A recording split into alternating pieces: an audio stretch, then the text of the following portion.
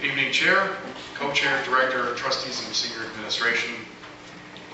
My delegation tonight will be on and about information pertaining to permanent policy under Section 112 from the Ministry of Education and of Section 2029 of Regulation 262, which apply to public elementary and public secondary schools. This permanent policy came into effect January 1991. And my delegation this evening is to remind this board and this audience about permanent policy. But in order to make my delegation, Chair Mabes and Co-Chair Marcy Height, I will need to reflect on certain documents in writing from the Ministry of Education, the District School Board, and some court rulings. So please be patient as I make my delegation to you this evening.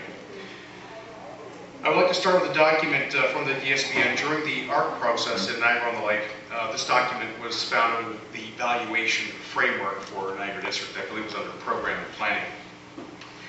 One of the questions under the evaluation framework was number 12. Do students living in the school's catchment area have to travel to a school outside the review area to obtain specific programs? The answer was yes. If so, what are these programs and where are they located? French immersion at Sir Winston, specialized tech at Governor Simcoe, specialized school to work courses at Kernahan Park, and Christian education at Eden, Japanese at A.N. Meyer, strings at Lower Seacourt, photography at Stanford, computer technology at A.N. Meyer. So again, as a program, Christian education at Eden has been listed.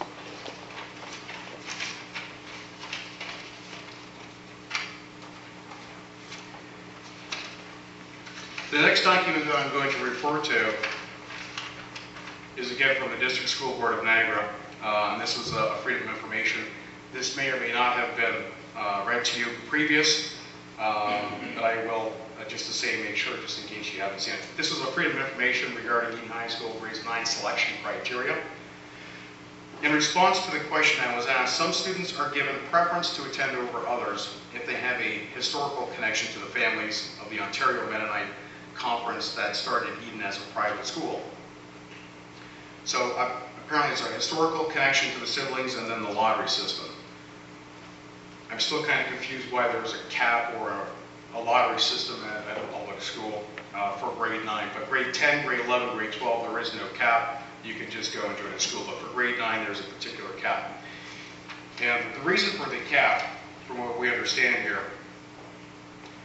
although students from Lincoln County will be given priority over applicants from all other jurisdictions, the Enrollment Review Committee will consider a limited number of intention sheets for grade 9 students living outside the Lincoln County.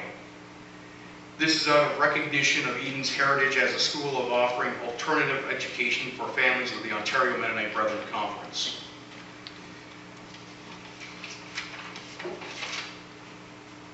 Again, on the same document, the process for determining admissions into grade 9 at Eden.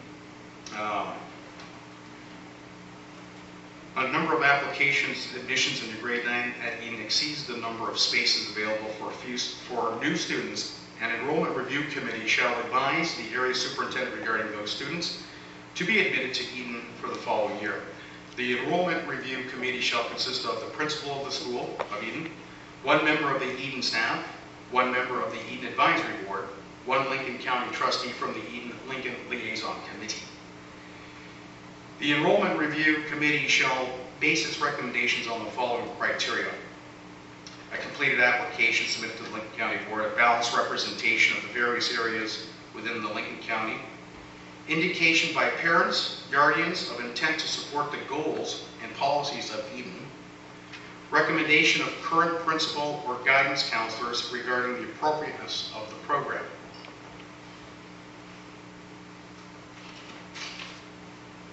So what I've established so far is there's a lottery system at Eden. The program is a Christian program. And now I'm going to read about permanent policy from the Ministry of Education after the court ruling was given in the 1990s, I believe. This is permanent policy memorandum number 112. Number 1, boards of education may provide programs in education about religion in grades 1 to 8 during the school day for up to 60 minutes per week. Number 2, boards of education may continue to provide optional credit courses in world religions in secondary schools as specified in the curriculum guideline entitled History and Contemporary Studies, Part C, Senior Division, grades 11 and 12, 1987. The program described in the guideline meets the court's definition of permissible education about religion. Number 3, schools and programs, including programs in education about religion under the jurisdiction of boards of education, must meet both of the following conditions. A, they must not be indoctrinational, and B, they must not give primacy to any other particular religious faith. At this point, I'm going to refer back to the lottery that is at Eden, and the reason the lottery is in place. Those children that are going to enlist into the school have to understand the Eden culture as mentioned in the selection process. There's a religious fee component that is associated to that grade 9 student to take mandatory chapel in grade 9, which is before the school day. Associated to that $350 fee, I believe, I may be wrong by $1 or $2. What else is associated to that fee is full-time minister on staff at the school. So a child can actually go and seek religious counsel during the school day. So in light of the permanent policy, they are not fulfilling, they are actually breaking the rules. They are offering indoctrinational services during the school day.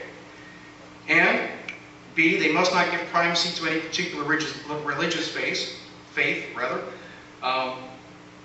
Everything seems to be pointing to one component of a society, a Mennonite Brethren component. And with that being said, there's also an Eden Advisory Board, which is all based on one religion as well. Number 4, boards of education may continue to provide space before the beginning or after the close of the instructional program of the school day for an indoctrinational religious education. Given the provisions for equality of treatment in the Canadian Charter of Rights and Freedoms, boards choosing this option must make space available on an equitable basis to all religious groups. So, if any other religious group would like to go into that school, would not be an issue, according to the permanent policy as the board has outlined. So, as I'm saying tonight to the trustees, I'm reminding the trustees in the audience that under permanent policy and at Eden, there is a lottery system, there is a religious fee component, there's a mandatory chapel for grade 9, and at the same token, there is full-day pastoral minister or religious counselors at hand. So there is religion or indoctrination going on during the school day, before, during, and after. So I'd like to see the policies being looked at and ratified.